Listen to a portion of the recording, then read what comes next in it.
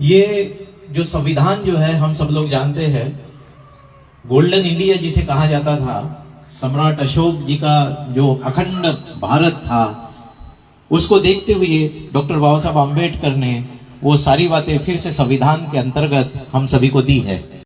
और वो प्रिंसिपल बाबा साहब वहां बताते हैं स्वतंत्रता, समता, बंधुता।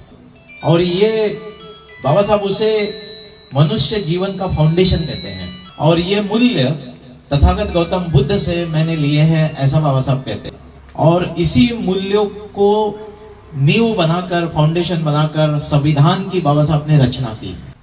ये हमारी खूबसूरती है, ब्यूटी है। यानी केरल है, कर्नाटका है, तमिलनाडु है, राजस्थान, गुजरात है, ऐसे सारा जो कल्चर जो है, डाइवर्सिटी है।